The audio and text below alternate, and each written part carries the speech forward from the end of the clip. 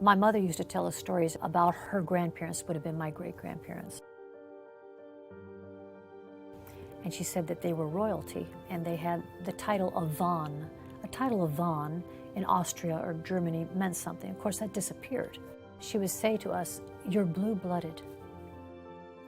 And I remember I was in 3rd grade at the time, and we were actually learning in science about how circulation takes place in our bodies, goes to the heart and the lungs, picks up the oxygen.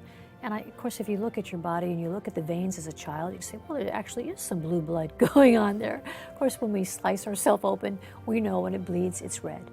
But I remember thinking in my own childlike way, holy cow, man, we must be somebody special, this blue blood thing. That very day, after Mother told me this story, my dad came home and he went to the back bedroom, and he'd always have a habit of taking his overcoat, hanging it up, he'd take his hat, hang it on a hook. I barreled back to the bedroom before anybody else could get to Dad. And I said, Daddy, Daddy, Mommy just told us we're all blue-blooded. And I mean, he laughed so hard. And he said, honey, your mama might be a blue blood, but your daddy's a mutt.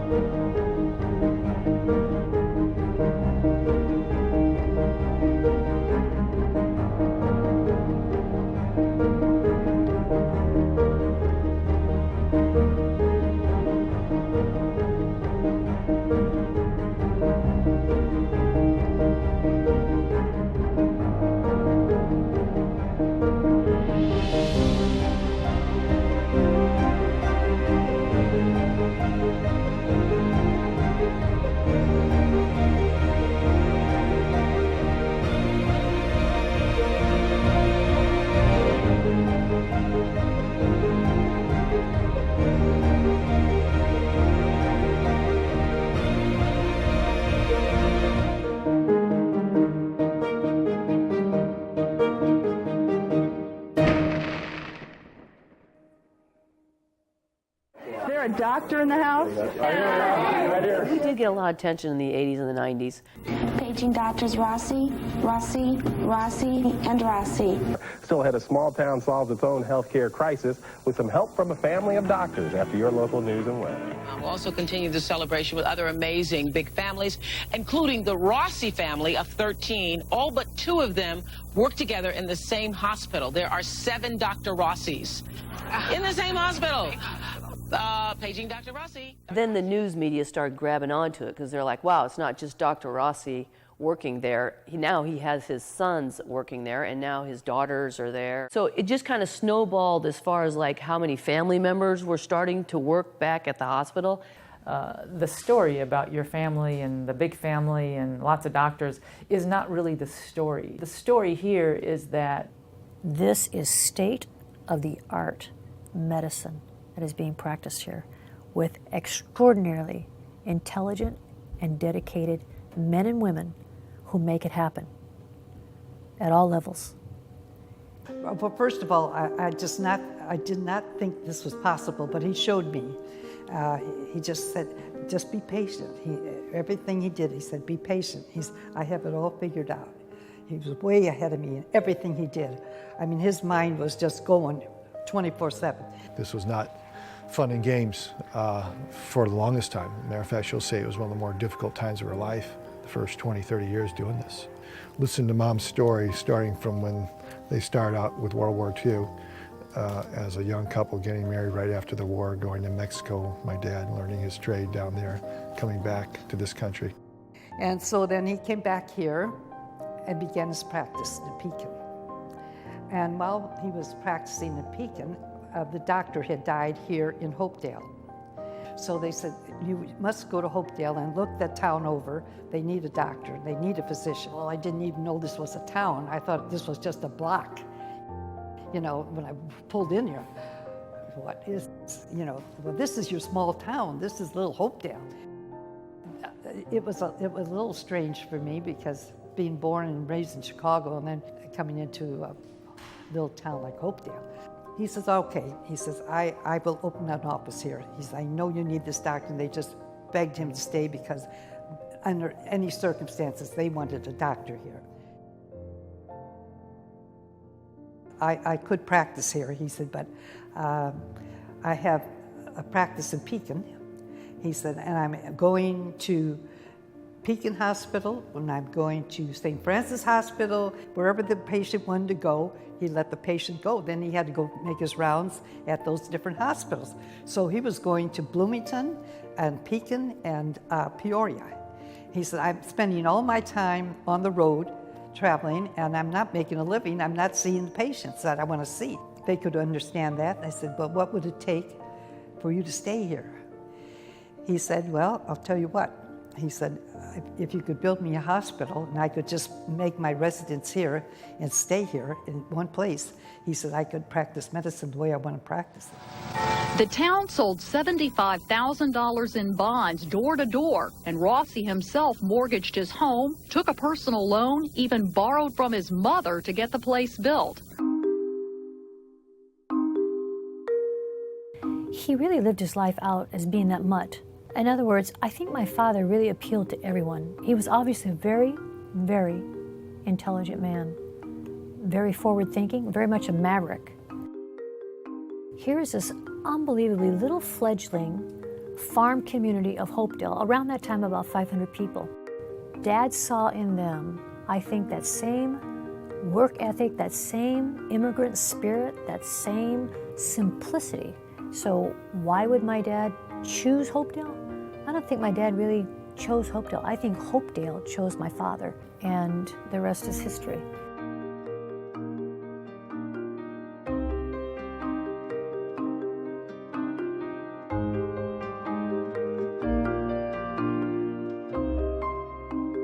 We never saw really too much of our dad. He was basically totally consumed with getting that hospital built. My mother was totally consumed with raising our family. In 1955, Hopedale Hospital had only 20 beds and 6 bassinets. The bassinets were here in the nursery. We had very few employees, and the nurses then, especially on the weekend, when we were pharmacists, we were switchboard operator, we were hostesses. We, of course, were in charge of the emergency room and delivery. Now, there were patients there that didn't need hospitalization. And he said, what are we going to do now? I have to figure out something. They don't need hospitalization. When he went to the architect, he said, I want to see all your plans for, nursing homes that you have on the books. And the architect said, well, we don't have anything on our books called nursing homes. And there were no nursing homes anywhere. There wasn't anything like, they called them old folks' homes. He says, well, why don't you come out and we'll draw something up. Hopedale had unintentionally developed a prototype in old age care by building what may have been the first nursing home from original plans. 1 year after, 700 new nursing homes were being planned in Illinois. Licensing authorities were bringing people to Hopedale to show them what a nursing home should look like. He was one to promote programs that were new, programs that were in the bigger hospitals, and he saw a need for it here. He would do his best to provide that service to the community. We also saw the need for another facility. These old people were exposed to problems that you see in a nursing home with people who had difficulty in eating. So when these healthy old folks would come in, it would be very depressing to them. It was the most depressing thing that could happen to them. So we thought, well, let's have another facility where the old folks can go that don't need hospital care or nursing care. And therefore we built Hopedale House. And that took the people who were simply old, might have had a few little minor things wrong with them that they could handle, and they took them away from the atmosphere of the sick room.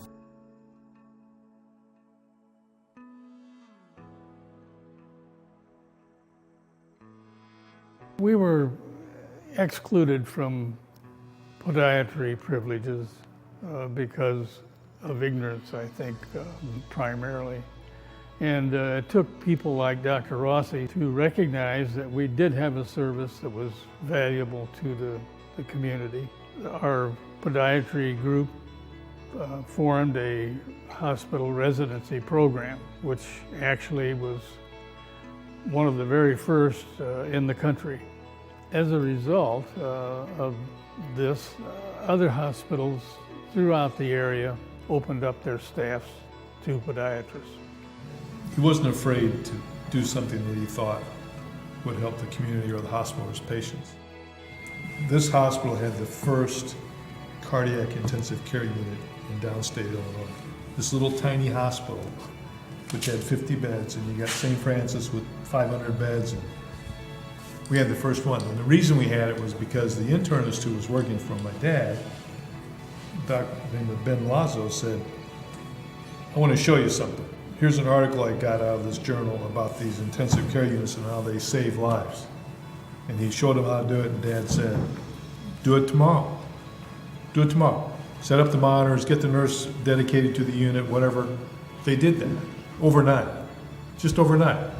It was years, literally years before St. Francis had a cardiac care unit. And they had all the cardiologists.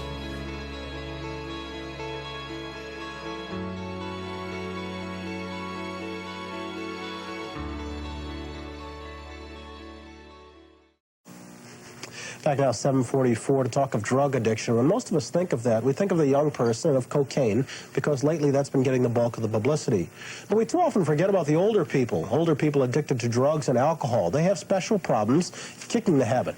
There are a few institutions in this country that help those people. Hopedale Hall in Hopedale, Illinois is a unique treatment center for the older alcoholic. And also for the elderly alcoholic who has a handicap, such as having suffered a stroke or a fall. The entire complex is at the disposal of Hopedale Hall, making the center ideal for the elderly and handicapped. And it's all under the same roof.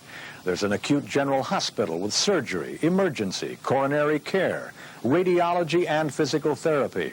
A modern facility on one floor. That was just amazing how well that went. And then insurance people got involved and they pulled the plug on that. And then that was just a sad state of affairs, because we literally had people from, Hazleton and Betty Ford referring their people to the Hopedale Hospital Clinic. It's $10 a day for a hospital room, $10, $15 for an emergency room visit. Everybody paid cash, or they gave us eggs or chickens or something. That's how doctors bartered like everyone else in little towns. Dad made house calls, drove 200 miles a day in his car, calling patients. When Medicare was invented, it passed in the Johnson administration, we had to adjust that. And that was some tough times. And a lot of rural hospitals went broke because they were getting paid on that DRG system, which basically means you get paid based upon the diagnosis. You don't get paid based upon these reports that you file with the government saying how much you spent. Well, Dad, through diversification, many different things, including Hopedale Hall, expansion of assisted living, he managed to get through that, and those things like a nursing home and alcohol rehab helped keep the hospital afloat when we were getting creamed, because we didn't have the census to the volume to make money in the hospital anymore. It was just unbelievable what was happening, with the hospital, and then, Dad building everything, kept building on. Every time, the hospital would start making money and things were going well, he would put it into something else. He always knew he had to make something bigger and better and improve.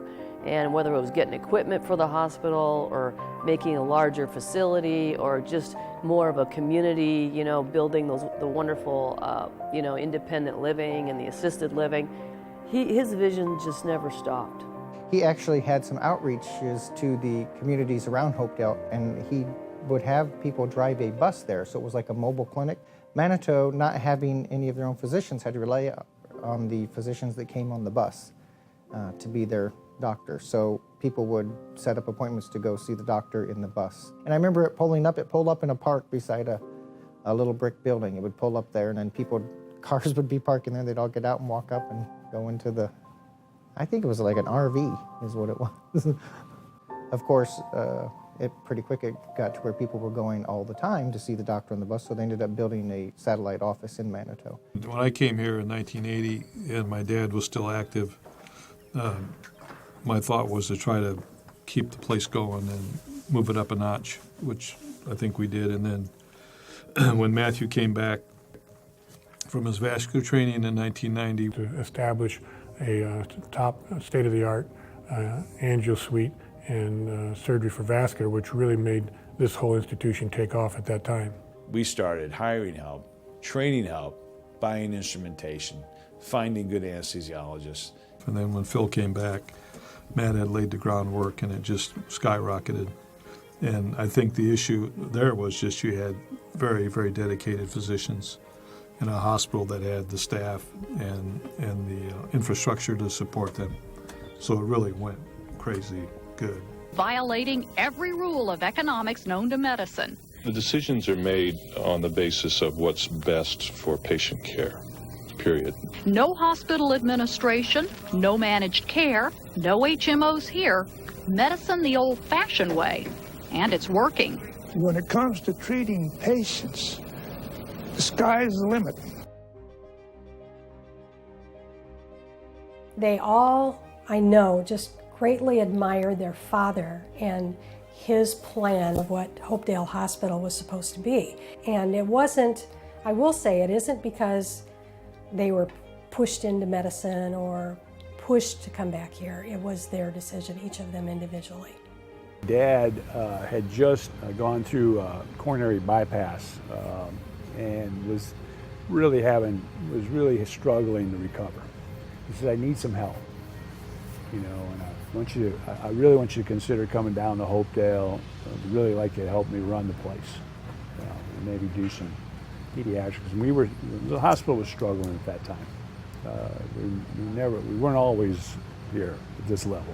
Not all the Rossies did choose medicine, but not many families can say the black sheep is an attorney. I think they felt that I took a lot of guts to stand up in front of them and say, hey, I'm going to be a little different. I'm going to go to law school. They wished me the best, and I wasn't the least bit disappointed.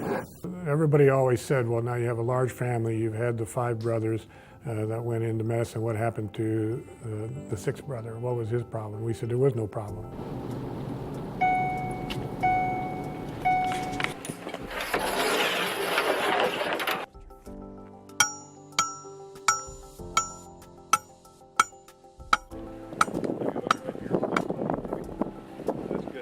Shortly after Dad, maybe the year after Dad died, or that time, and of course we went. Once he came in, then we started. If we got to do this, we got to start cutting back, because if we don't, we're going to close the doors.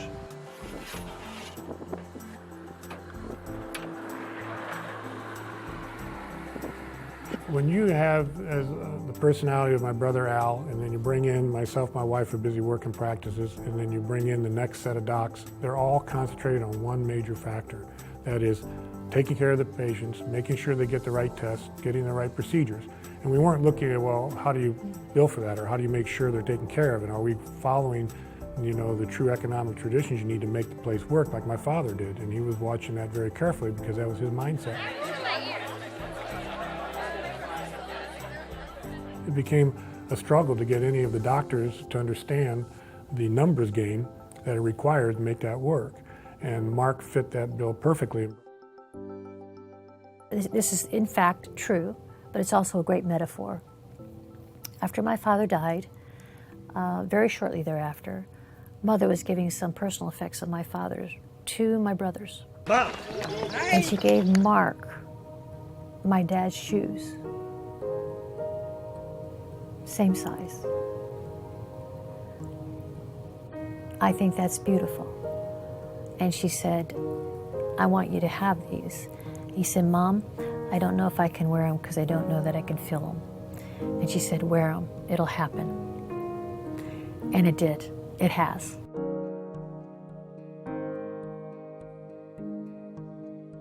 I would have to say that was probably the time where the brothers cemented, you know, it was kind of you looking across the table going, okay. I think my dad's misgivings when he died was, you guys are too stupid to keep this place going, you know, it ain't gonna work. You know what I mean? It's like, you know, we're good physicians, but like business-wise, it's like, yeah, ain't gonna happen, you know, but obviously we weren't concerned, because I think all of us as a group, my brothers, including my brother Larry and Mark, all of us as a bunch, combined had my dad's strength. None of us had it alone. And we were able to put that together and make it work. And And I think that's why we're successful. I think my dad was thinking, who's going to run the ship? He looked at me and goes, I don't think so. He looked at Matt and goes, it's like, so I think he figured it was dead in the water. And I think he died, unfortunately, thinking that, but we tried to convince him, no, it's okay. That's where it went. I don't think during that whole transition phase there was ever any doubt it was going to be successful. The doubt was what will happen when Dad's gone, because he was the brains of the outfit. Until the very end. Till the very end. Okay.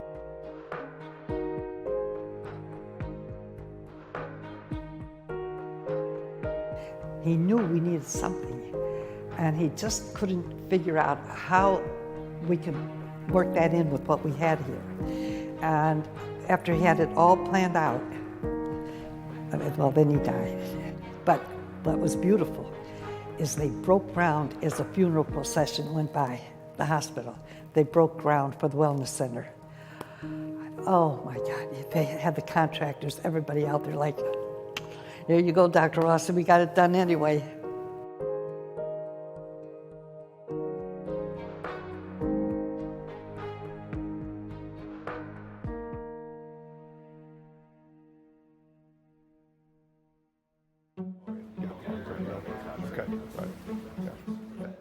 I think the town of Hopedale has allowed us to have this little experiment on how to take care of people. And I think it obviously started with our dad. It just happened to be a place where we could make this thing go and give it a shot and see what would happen. As Mom points out, at 93 years old, this town isn't really just about someone who's ill going to the hospital. It's about this whole wellness concept. Like she said, people care to live longer, healthier lives. How do they do that? Well, they love the concept of walking up and down the street, going to the pond, the railroad pond down there, walking their dogs, staying healthy, so to speak. This allows that little environment where they can do that. And then you have that little healthcare facility that's right next door, just in case there's something wrong. But you promote this whole health and wellness idea like Dad thought about with the wellness center. So the whole idea about people in her age group going to a facility like that, striving to live the best life they can as long as they can, healthy, being proud that they're over there lifting weights and working at the pool and gym and really taking pride in who they are at age 80 or 90. That's beautiful. Our model is not a new model. It's the old model. It was always patient first, and once you do that, everything else will take care of itself.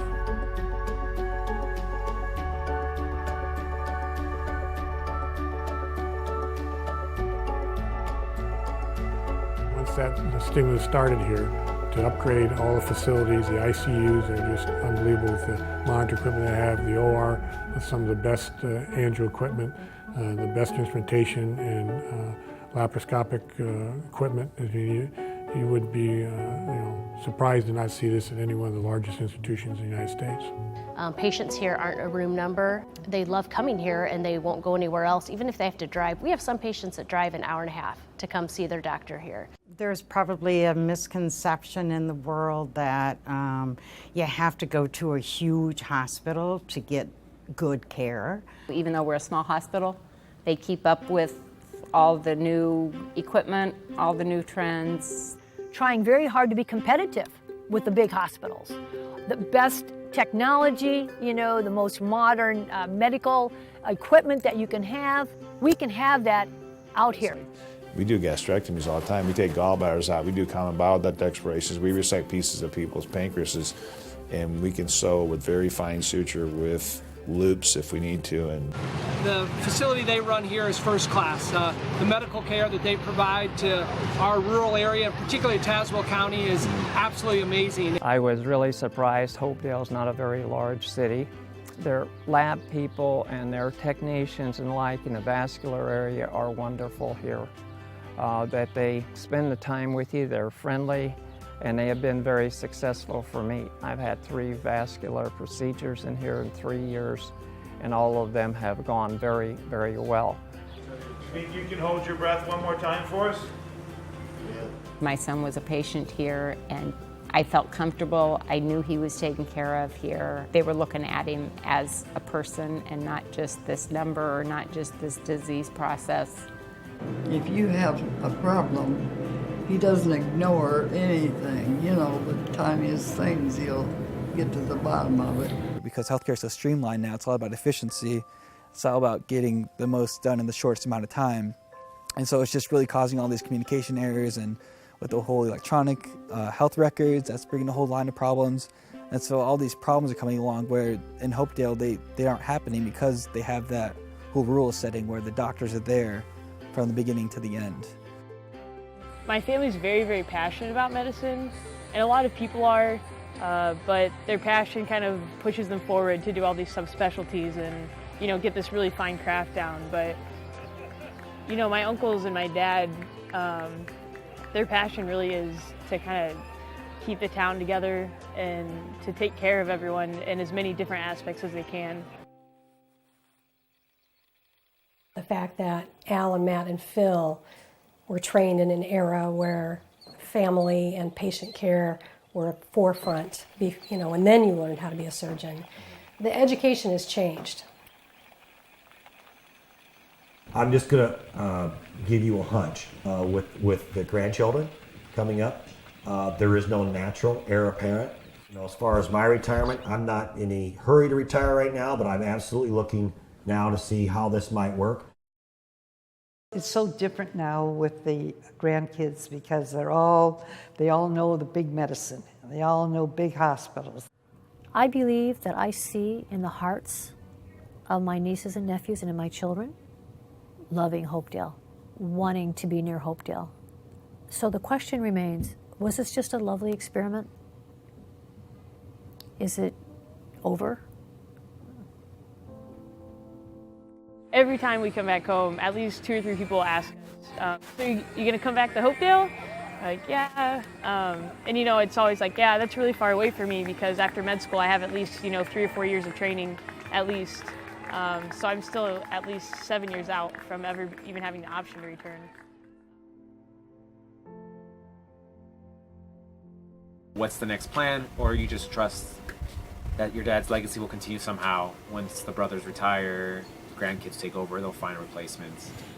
Oh gosh, we've all given this so much thought because it's so important that we carry on, and it would sure be nice if it could be family, but we're all getting older. So the succession plan is we have to have people that are committed to this mentality, to this kind of model. That's the succession plan. Whether that, and I would love it to be family.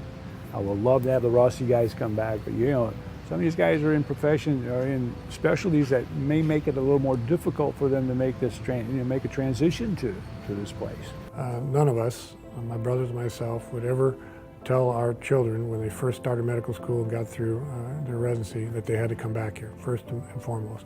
They have to have a desire to do something that makes sense when they come to a small community. You have to have that connection to do it. They got to be wanting to do this. And so they don't have to do it to the level that we do. And I think that's what scares some of them off a little bit, for sure. And I don't blame them. So what's that about? You know, really, is that really worth putting 14, 16-hour days? What are you guys doing? Something continues to bring me back. I mean, I could be working up there, but working with the family is, it's stressful. It's a stressful situation because you never want to make a mistake. You don't want to make a mistake when you're working with the family. It just because I just don't want to do that. I think the pressure is more than if you're working at some organization where you're like, you can get lost in but here you don't get lost. That as long as there is a physician who's at the top, then the administrator, whether it's a COO, president like myself, or a vice president or whatever, my feeling is if that's not a Rossi, it has to be someone who very much thinks like the Rossis do and is very, very focused on making certain that we never lose the physician-directed portion of our operation, which is actually in our mission statement. Getting the right people in the right places is key for a hospital, especially getting people there that want to stay there for an extended period of time and aren't just looking at it as a stepping stone to something bigger. The environment has gotten so toxic and so difficult for especially a young physician to start a practice. The crushing paperwork, the regulations, the threats of penalties and fines, and all these things coming out of barrage every day that they think, how could I ever do that? I have to sign up and be an employee for a big hospital. I can't do all that. young kid. She's like 20, 21, had all sorts of complications. That was 2 years ago. So yeah, you need this done. But she's on some insurance through her daddy, just tooling her to death about this and that, and making her do this, making her do that with this dumb policy. And she had to lose 30 or 50 pounds, and she'd do that, and then they do this, and then she had to go to a center that was designated under the Blue Cross plan, as it all finally turned out. And that wasn't Peoria, it was some guy up in Chicago. One guy in some hospital in Chicago that they would allow her to go see. So she goes to see him. Yeah, I can do it for you, but it's going to be a gastric bypass. She said, I don't want a gastric bypass. She said, well, I don't do anything else. So we don't do that. That's not what you want. But now they're making her go through the whole thing. You got to go 6 months. I said, you are kidding me. That's making you do that again? Yeah, they said that I have to go through the whole process because it's a different doctor. You are really getting tooled on this. I said, you keep badgering them and badgering them. The insurance companies hold the cards, and the government holds the cards, and they're saying, we will only pay you if you do this. And they're telling their patients, you will only get remunerated if you do what we tell you. It has nothing to do with what your doctor wants sometimes, or even you get to see the doctor you want to see. This is usually my favorite time in the morning because it's actually my favorite time of the year because the vast majority of the time I go to work, it's dark. In the middle of summer, it's actually daylight. And the wildlife are usually just waking up. And if you go to work early before the other cars are running the roads down here, that's when you see the wildlife. So you have to watch for the deer and the raccoons and the turkeys, the pheasant. The other best thing about being out this time in the morning is the sun comes in at a really low angle and you get the coolest shadows on stuff. I always think if I was a photographer, that's when I would go out right at dawn and do like photography because it's so beautiful. Can you tell us a little bit about today? Yeah, but being a rural surgeon, you don't do large numbers of one type of procedure like you might if you were a surgeon in the city. You might just do all gallbladders or do all pancreas surgery or all stomach surgery. We do the whole run of the gamut. So it requires a little more preparation, I think, but I don't mind that. I think that's why I enjoy general surgery more every year I do it, is I sort of appreciate the challenge, and it really is an honor that people would let you, violate their tissue planes in their body and trust you to put everything back the way it's supposed to be. And I try to instill that on my medical students and residents when I talk to them. It's if you're not careful, especially when you're busy in training, you can take a lot of things for granted and you forget the gravity of what you're doing. All right, so he's going to be in for the duration on the therapy then. Okay, all right. Sorry to interrupt. Thank you. Yep. I've got our film crew with us from the other day. Are you okay if they come in the room while we talk? Okay. What excites me about going to work every day is, and as corny as this sounds, is interacting with my patients. And it's also the thing, not only does it excite me, but it makes me think positively. You want to be an Uber doc, be a surgeon that knows internal medicine. It's a natural transition. I think when you start to pay attention to the medical problems of your patients and you read about how to manage those problems and you experience them every day and help your patients through there, it makes you hands down a better surgeon. It makes you the complete physician. This is not about the Rossi family, it's about the organization, the nonprofit, the hospital, the foundation. Yes, they are looking for new, younger physicians to come to Hopedale. I mean, I'm looking back and going, gee whiz, it's been a great ride, but looking forward, there's a lot to be had here, and not just here, but all over the country. There's a place in the rural setting for a lot of people, including anesthesiologists, nephrologists, all kinds of people.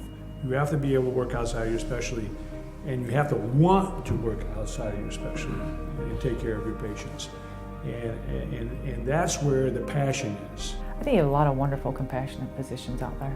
We've drifted so far away from that in this nation, and look back and say, we should never have drifted away from it. We need to go back to that. We need to go back to that model where the patient has a physician who cares for them and is there for thick and thin, and get rid of all the other models where you have corporate structure with all sorts of people and all sorts of doctors and mid-levels whose names the patient doesn't even know, and they walk through a door and there's someone there to care for them. That my hope is that this model would set an example that this still works. And not only does it works well, and the patients love it, and the outcomes are great. Our children that are currently in medicine are going to get disillusioned when they get out there in the real world and see what they're fighting and what's up. And if they always can come back here and see how it can be run efficiently and best by always putting your patients first, always taking care of things the way you want to do it, rather than having some administrator or some white coat person coming over and dictating to you. I mean, it'll be enlightening to all of our children to understand how this happens. And if they get to the point, which I think some of them will, that they're frustrated with the way medicine is heading, I think this is going to be the diamond in the rough, the area for them to see that, hey, they got it right. I think I can do better there, and I think I can bring a practice here and make it work. And I believe that will happen, whether it's for anesthesia, whether it's for family medicine, hopefully for surgery, for whatever reasons. I think they're going to find out that this is really what it should be like, and it's not just because it was my father's or their grandfather's way. It's because it's the way that they see it, the best way to take care of their patients. You know, bring them back, like Matt said. Let's bring them back. Let's do this again and get back to your roots and not just fragment this whole career. Like, you know, gee whiz, come on, train like it, act like it, do it.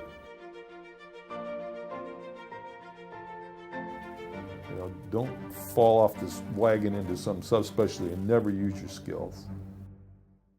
The Hopedale Medical Complex began in 1955 with construction of a little 20-bed rural hospital. And from that time, we have added buildings and added to our facility to the extent that now we have a number of things. We're located in a rural area, but we have about 25,000 people in 8 small villages that utilize the facility. And we have received referrals from 26 different states.